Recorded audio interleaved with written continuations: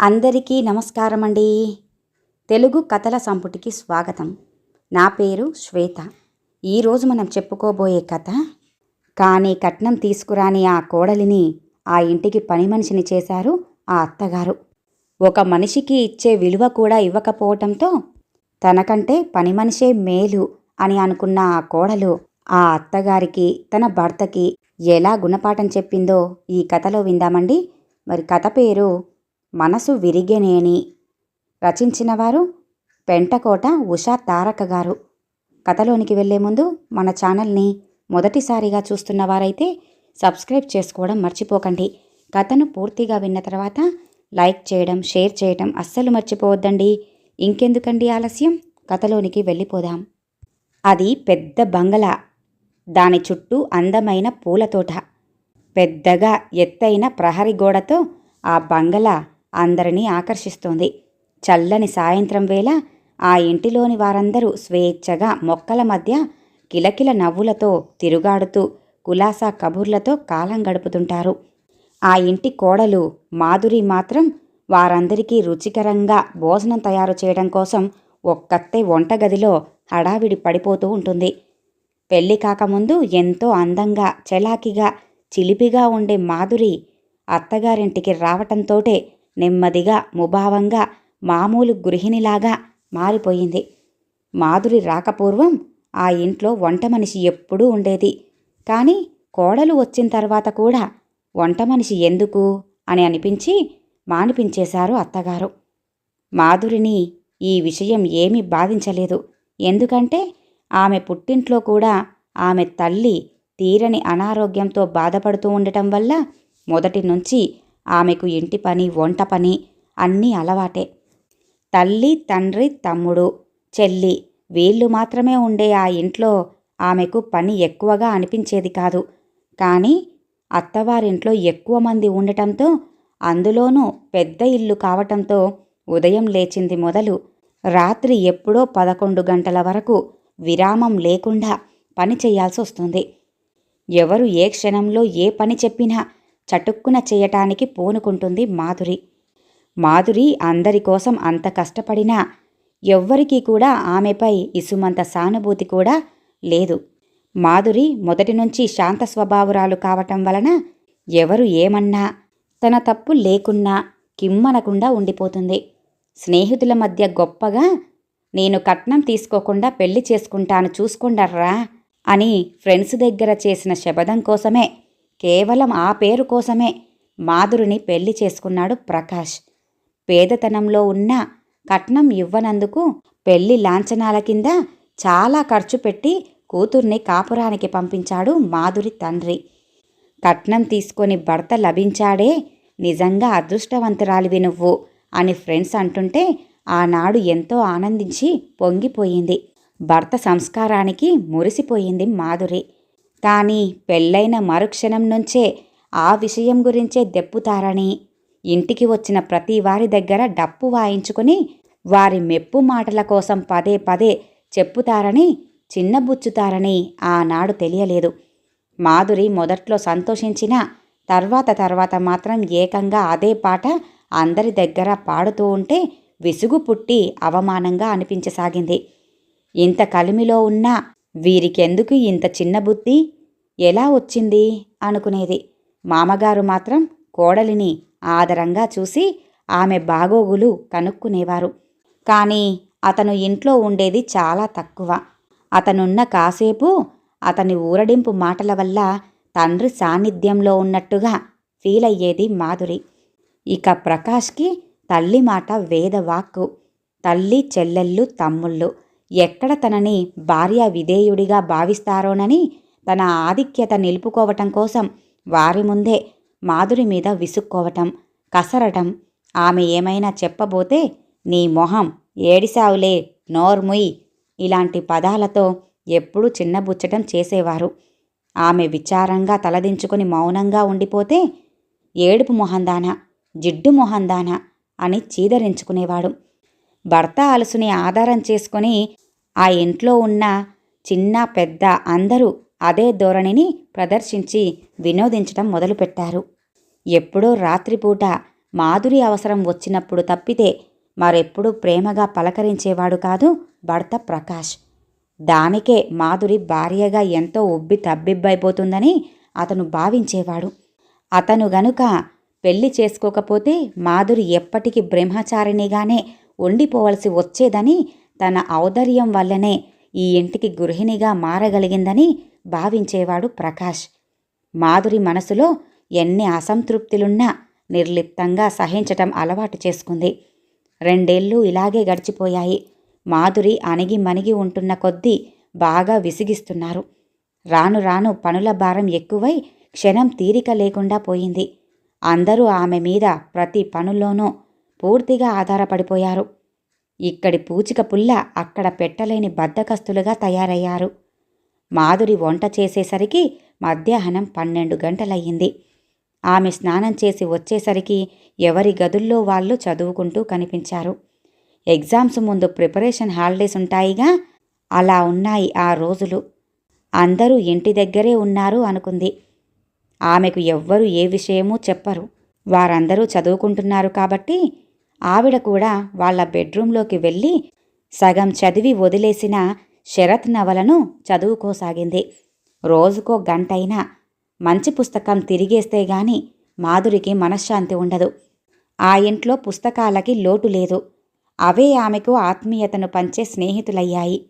ఈరోజు ఎందుకో ఆమెకు పుస్తకం మీద మనసు నిలవటం లేదు. మనసు పరిపరి విధాలా పోసాగింది. నిజానికి పెద్ద కోడలిగా ఆ ఇంటికి యజమానురాలు వంటిది. కానీ ఏ విధంగా చూస్తున్నారు ఈ ఇంట్లో వాళ్ళంతా? తనకన్నా పని మనిషే మేలు. పని చేసి డబ్బు తీసుకొని మాట కూడా పడకుండా బ్రతుకుతుంది. ఇలాంటి ఆడపడుచుల్ని తానెప్పుడు ఎక్కడా చూడలేదు. ఆడపిల్లలై పుట్టినందుకుగాను ఒక్క పనిలో కూడా వేలు పెట్టరు. ఇంటి పనుల్లో సహాయం చెయ్యకపోయినా పర్వాలేదు, కనీసం వారి వారి పనులన్నా చేసుకుంటున్నా సంతోషించేది. తిన్న కంచమైనా కడక్కుండానే మగరాయిళ్లలాగా లేచి వెళ్ళిపోతూ ఉంటారు. ఎలాగోలా కింద మీద పడి పనులు చేసుకుంటూ పోతూ ఉంటే వంకలు పెట్టడం, పని పురమాయింపులు, అజమాయిషీలు. అందుకే ఈ మధ్య ఒళ్ళు మనటం మొదలయింది మాధురికి. మాధురికి పొద్దున్న జరిగిన సంఘటన గుర్తుకొచ్చింది. ఉదయం 7 గంటలకి వంటింట్లో దోసలు పోస్తోంది. ఇంతలో ఆమె చిన్న ఆడపడుచు సరోజ హడావిడిగా వచ్చి, వదినా, నా బట్టలు కొంచెం ఇస్త్రీ చేసి పెట్టాలి. అర్జెంటుగా ఓ ఫ్రెండ్ ఇంటికి వెళ్ళాలి. నాదింకా స్నానమైనా కాలేదు. ప్లీజ్, డ్రెస్సుని డైనింగ్ టేబుల్ మీద పెట్టి వెళ్తున్నాను అని చెప్పేసి వెళ్ళబోయింది. వెనక్కి పిలిచింది మాధురి, సరోజా అని. నాకిప్పుడు తీరుబడి లేదమ్మా, ఏం చేస్తున్నానో చూస్తున్నావుగా అంది. ఆశ్చర్యంతో నోరు తెరిచింది సరోజ. మాధురికి పెళ్ళైన ఇన్నేళ్లలో ఏనాడూ అలా అనలేదు. కొంచెం సేపటికి తేరుకొని, ఏం అరిగిపోవులే, తొందరగా చెయ్యి అంటూ చెప్పింది మళ్ళీ సరోజ. మాధురి చట్నీ రుబ్బుతూనే, నువ్విక్కడ కిచెన్లో పని చేసేటట్లయితే నాకేం అభ్యంతరం లేదు. నాకున్నవి 2 చేతులు. ఇంకొంచెం సేపట్లో టిఫిన్ పెట్టమంటూ అందరూ వచ్చేస్తారు. ఎవరి పనులు వాళ్ళు చేసుకోవటం మంచి అలవాటు. ఎన్ని పనులని నేను చెయ్యాలి అంది కాస్త సీరియస్గా. నేను చెయ్యను అని చెప్పేస్తే సరిపోయేదానికి ఇన్ని నీతి బోధలెందుకో? పెద్ద నువ్వే పనిచేస్తున్నావని బడాయి చూపిస్తున్నావా అనేసి బట్టలు తీసుకుని రుసరుసలాడుతూ వెళ్ళిపోయింది సరోజ. ధైర్యం తెగించి అన్నదే గాని తర్వాత వచ్చే ఘోర పరిణామాలు ఊహించలేకపోయింది మాధురి. మధ్యాహ్నం వరకు సూదుల్లాంటి సూటిపోటి మాటలు అంటూనే ఉన్నారు అందరూ. బయట తిరిగే పిల్లలు ఎన్నెన్నో చదువుల్లో నలిగిపోతున్నారు. కాస్త బట్టలు ఇస్త్రీ చేసి పెట్టమంటే అంత పొగరుగా సమాధానం చెబుతావా? కుక్కని తీసుకొచ్చి సింహాసనం మీద కూర్చోబెట్టినట్లుగా ఉంది.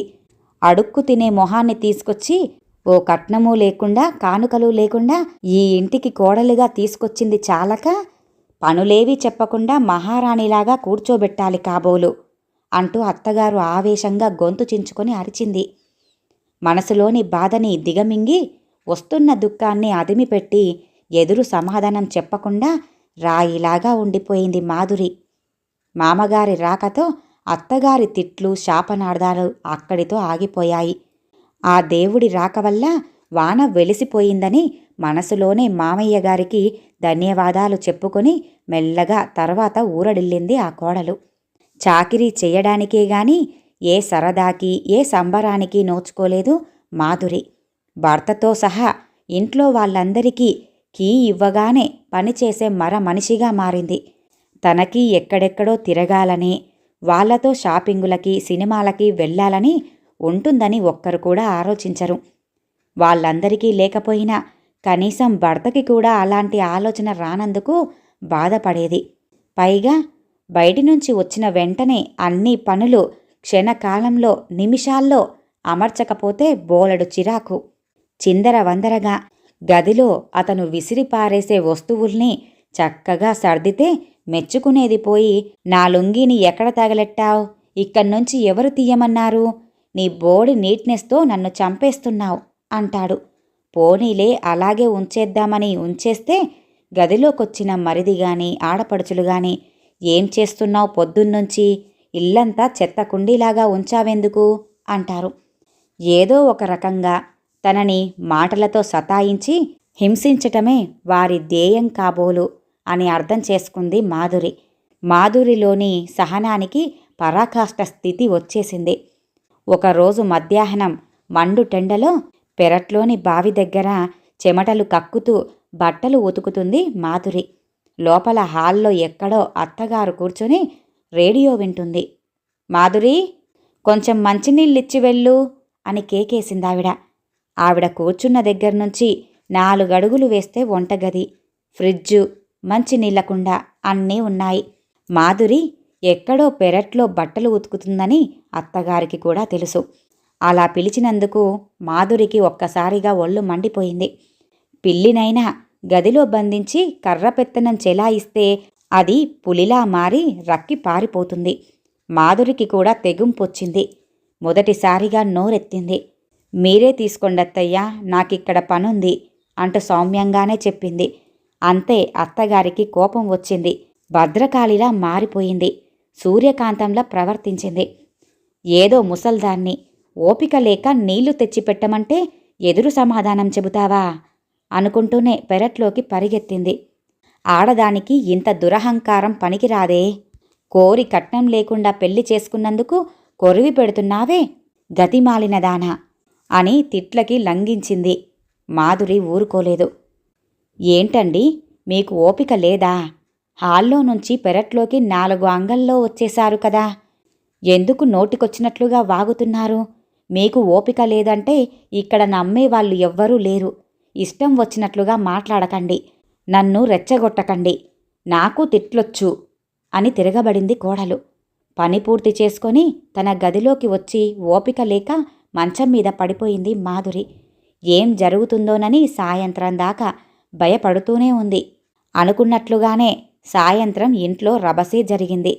సాయంత్రం అందరూ వచ్చిన తర్వాత దొంగ ఏడుపులు ఏడుస్తూ అందరికీ జరిగింది చెప్పింది అత్తగారు. చాలాసేపటికి సద్దుమణిగిపోయింది. అందరూ రాత్రి భోజనాలు చేసేశారు. అందరి చేత బతిమాలించుకొని నేను తినను అనుకుంటూనే అత్తగారు భోంచేశారు. అందరిలో ఒక్కరైనా మాధురిని ఒక్క మాట కూడా అడగలేదు. వడ్డించనా అని గాని భోజనం చెయ్యమని గాని అడగలేదు. మొట్టమొదటిసారిగా ఆ ఇంట్లో తాను ఒంటరిదానిని అన్న ఫీలింగ్ వచ్చింది. తిండి లేదు, దానికి తోడు ఏమైందో తెలియదు, ఒళ్ళంతా నొప్పులు.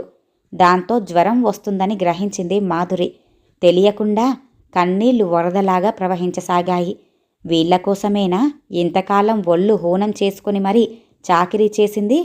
వీళ్ళింక ఈ జన్మలో మారరు, తన కష్టం గుర్తించరు, తనే ఇక మారాలి అని అనుకుంది. మాధురికి ఎప్పటిలాగే వేకువజామున 4 గంటలకి మెలకువ వచ్చింది. కళ్ళు తెరవబోతే బగ్గున మంటలు, తలమీద సుత్తితో ఎవరో కొడుతున్నట్లుగా బాధ, ముక్కులో నుంచి వేడి గాల్పులు. ఒళ్ళంతా భారంగా ఉండి లేవలేకపోయింది.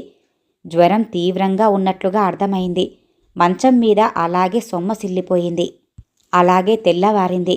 ఆ ఇంట్లోని వారందరూ ఎప్పటిలాగే బాగా ఎండెక్కిన తర్వాత 8 గంటలు దాటిన తర్వాత లేచారు. మాధురి రోజులా వచ్చి ఒక్కొక్కరిని లేపి బెడ్ టీ గాని బెడ్ కాఫీలు గాని ఇవ్వలేదు. వంటగదిలో అలికిడి వినిపించలేదు. ఇల్లు వాకిలి ఊడ్చలేదు. నీళ్లు పట్టిన జాడ కూడా లేదు. అంతా కలియ తిరిగి అత్తగారు ఉగ్రురాలయ్యారు. ఏది మహారాణి, ఇంకా లేచినట్టులేదే?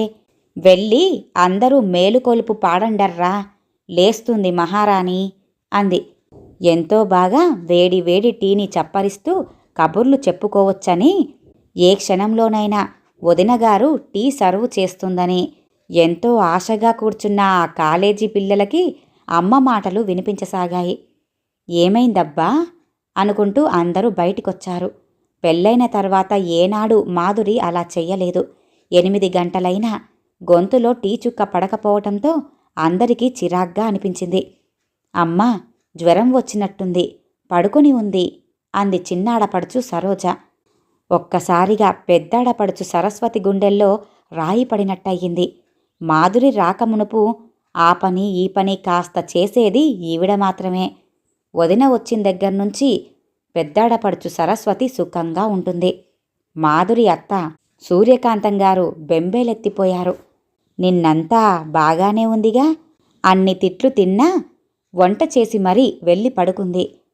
వచ్చి తింటే తింటుంది, ఆకలేస్తే తినక చస్తుందా అని ఊరుకున్నారు అందరూ. రాత్రి ఆలస్యంగా వచ్చిన అబ్బాయి కూడా లేపి తినమన్నట్లుగా లేడు అని అనుకొని చూడ్డానికి వెళ్ళింది అత్తగారు. ఒకరి తర్వాత ఒకరు అందరూ వెళ్ళారు. తలుపు దగ్గర్నుంచే చూసి వెనక్కి వచ్చేశారు. ఇక ఎలాగూ లేచేలాగా లేదని ఏడుస్తూ మొత్తుకుంటూ టిఫిన్లు చేసుకుని తిన్నారు వారందరూ. కాలేజీలకి వెళ్ళిపోయారు పిల్లలు. మాధురిని మాత్రం ఎవ్వరూ పట్టించుకోలేదు. కనీసం తినటానికి లేపలేదు కూడా. భర్త కూడా 11 గంటల వరకు పడుకొనే ఉన్నాడు. అయినా సరే తను పట్టించుకోలేదు. చివరికి 11 గంటలకు లేచిన భర్త తనని అలా చూసి కూడా డాక్టర్కి చూపించాలని కూడా అనుకోలేదు. అప్పుడే మాధురి ఒక నిర్ణయానికొచ్చింది. సాయంత్రంలోగా తమ తప్పు తెలుసుకొని క్షమాపణ చెప్పి డాక్టర్ని పిలిపించి తగిన పరిచర్యలు చెయ్యకపోతే ప్రకాష్తో తెగదెంపులు చేసుకోవాలి అనుకుంది. మాధురి నాన్నగారికి అన్ని సంగతులు తెలిసాయి. తన కూతురు కోడలిగా ఆ ఇంట్లో కాలు పెట్టిందో లేదో, పనిమనిషిని మాన్పించేసి కూతుర్నే ఆ అత్తగారు పనిమనిషిలా బాధలు పెడుతున్నాడని విన్నాడు. కలో గంజో కలిసి తాగుదాం వచ్చెయ్యమ్మా అని కూతురికి ఎన్నోసార్లు చెప్పి పంపించాడు. మాధురి వినలేదు. వీళ్ళందరినీ ఏడాది తిరిగేలోగా మంచివాళ్ళులాగా మార్చేస్తాను నాన్న, మీరు పెళ్లి చేశారు, మళ్ళీ మీకు భారం కాదలుచుకోలేదు అని తిరస్కరించింది. అలాగే ఇన్నాళ్ళు సహించింది. ఇప్పుడు ఒక నిర్ణయానికి రాగానే మాధురి మనసుకు ఎంతో హాయి అనిపించింది. ఊరట కలిగింది. జ్వరం తగ్గిపోయింది. హాయిగా నిద్రపోయింది. లంఘనం పరమ ఔషధం అన్న సూత్రం వల్లనే ఒళ్ళు తేలికపడింది. మాధురి అనుకున్నది ఏమీ జరగలేదు. అత్తగారు గాని, ఆడపడుచులు గాని, మరిదిగారు గాని ఎవ్వరూ పట్టించుకోలేదు. తన భర్త ప్రకాష్ డాక్టర్ని పిలిచి చూపించలేదు. దిక్కు దివాణం లేనిది. జ్వరం తగ్గగానే దానికే ఆకలవుతుంది. మళ్ళీ మామూలు పనుల్లో పడక తప్పదు అని ఊరుకున్నారు అందరూ. ఆ రోజు అలాగే గడిచిపోయింది. మళ్ళీ ఉదయం 7 గంటలయ్యింది. మాధురి అత్తగారికి మెలకువ వచ్చింది. కోడలు లేవలేదు. ఎక్కడివక్కడే ఉన్నాయి. గబగబా మాధురి కోసం ఆమె గదిలో చూసింది. ప్రకాష్ పడుకొని మొద్దులాగా నిద్రపోతున్నాడు. మాధురి మంచం మీద లేదు. మొదటిసారి కొడుకు మీద కోపం వచ్చింది. గట్టిగా కొడుకుని తట్టి లేపింది. ఒరేయ్ మొద్దు, మీ ఆవిడ ఏదిరా? పెళ్ళాం ఎక్కడుంది అని కూడా చూసుకోకుండా, అలా పట్టించుకోకుండా అలా నిద్రపోతావేరా? నేను ఇల్లంతా వెతికాను. నిన్నటి నుంచి పాపం జ్వరంతో ఏమీ తినకుండా అలాగే పడుకుంది. దానికేమైనా అయితే ఇక ఏమైనా ఉందా అంటూ అరిచింది అత్తగారు. అబ్బా, అరవకమ్మా, ఏ బాత్రూంలోనో ఉండి ఉంటుంది. సరిగ్గా చూడు, దాని మొహం అదెక్కడికి పోతుంది అని మళ్ళీ ముసుగు కప్పి పడుకున్నాడు. అయ్యో, అన్నీ వెతక్కుండా నిన్నెందుకు అడుగుతాండ్రా? వేకువజామున అలారం మోగిన అలికిడయింది. అది గదిలో నుంచి బయటికి రావటం కూడా నేను చూశాను. మేలుకుంది కదా అని మళ్ళీ హాయిగా నిద్రపోయాను. మళ్ళీ లేచి చూసేసరికి ఎక్కడా కనిపించటం లేదు అంది ఆవిడ. ప్రకాష్ బద్ధకంగా లేచాడు. గదంతా కలియజూశాడు. టేబుల్ మీద పేపర్ వెయిట్ కింద ఒక కాగితం రెపరెపలాడుతూ కనిపించింది. అనుమానం వచ్చింది. తీసి గబగబా చదివాడు. ప్రకాష్ గారికి ఇలా సంబోధిస్తున్నందుకు ఆశ్చర్యపోకండి. మీరు నన్నెప్పుడూ అర్ధాంగిగా చూడలేదు. అయినా నా బేలతనం వల్ల నా ఇల్లు నా సంసారం అని ఇంతకాలం ఎంతో ఓపికతో మీ ఇల్లు పట్టుకుని వేలాడాను. కాలంతో పాటుగా మీరు మారుతారని ఆశపడ్డాను. కానీ ఇప్పుడు నాకు ఈ ఇల్లు నా ఇల్లులా అనిపించటం లేదు. మీరందరూ నా వాళ్ళలాగా అనిపించటం లేదు. నన్నొక కట్టు బానిసగా మార్చారు. జ్వరంతో బాధపడుతున్నా ఏ ఒక్కరు కూడా నన్ను పట్టించుకోలేకపోయారు. అందుకే మీ ఇంట్లో ఇక ఏమాత్రమూ అడ్జస్ట్ కాలేను. అందుకే మా పుట్టింటికి వెళ్ళిపోతున్నాను. నేను మీ ఇంటికి వచ్చింది ఏ గుర్తింపు లేకుండా ఓ పని మనిషిలాగా బ్రతకడానికి కాదు. ఎవరి సంగతి ఎలాగున్నా మీ నుంచి నేను ఆశించింది మీ ప్రేమని, అనురాగాన్ని. అవి నాకు లభించకపోగా మీ తిట్లు, విదిలింపులే దొరికాయి. అన్ని విషయాలలోనూ నాకు నిరాశే మిగిలింది. మీ వాళ్ళ ముందు నన్ను ప్రేమగా పలకరించడానికి కూడా మీరు భయపడతారు. అలాంటప్పుడు నన్నెందుకు పెళ్లి చేసుకున్నారు? మీలాంటి వారికి భార్య అనవసరం. పుట్టెడు జ్వరంతో ఉన్నా మీకు పట్టు లేదు. శారీరకంగా తప్పితే మీరు నన్నెప్పుడు భార్యగా చూడలేదు. దానికి భార్య కానక్కర్లేదు. ఏ ఆడదైనా సరిపోతుంది. మామగారు యాత్రలకని వెళ్ళటం, ఇంట్లో లేకపోవటం మెరుగైంది. ఆయనే ఆ ఇంట్లో ఉంటే గనుక ఇలా ఇల్లు విడిచి వచ్చేదాన్ని కాదేమో. మిమ్మల్ని నుంచి పూర్తిగా విడిపోతున్న ఈ సమయంలో నాదొక చిన్న సలహా. ఈసారైనా మీరు పెళ్ళంటూ చేసుకుంటే దయచేసి కట్నం మాత్రం తీసుకోండి. ఆ కట్నమైనా కనీసం భార్యని కూడా మనిషిలాగా చూసుకోవాలి అన్న సత్యాన్ని నేర్పిస్తుందో ఏమో. దయచేసి మళ్ళీ నా కోసం రావద్దు. మనం పూర్తిగా విడిపోయే ఏర్పాట్లు చెయ్యండి. ఇనుము విరిగనేని ఇనుమారు ముమ్మారు, మనసు విరిగనేని అనే వేమన పద్యం గుర్తు తెచ్చుకోండి. ఇక సెలవు. ఇట్లు మాధురీదేవి. ఈ కథ ఇంతటితో సమాప్తమండి. విన్నారుగా? కట్న కానుకలు తీసుకురాలేదని ఆ ఇంటి పెద్ద కోడలినే పని మనిషిగా మార్చిన అత్తగారు భర్త కథ. మరి ఈ కథ గనుక మీకు నచ్చినట్లయితే లైక్ చేయండి, షేర్ చేయండి, అలాగే సబ్స్క్రైబ్ చేసుకొని మన ఛానల్ని ఎంకరేజ్ చేయండి. మీ యొక్క విలువైన అభిప్రాయాలను కూడా కామెంట్ రూపంలో తెలియజేయండి. ఇంత మంచి కథను మనకు అందజేసిన పెంటకోట ఉషా తారక గారికి ధన్యవాదాలు తెలియజేసుకుంటున్నానండి. మరొక మంచి కథతో మళ్ళీ కలుద్దామండి. నమస్కారం.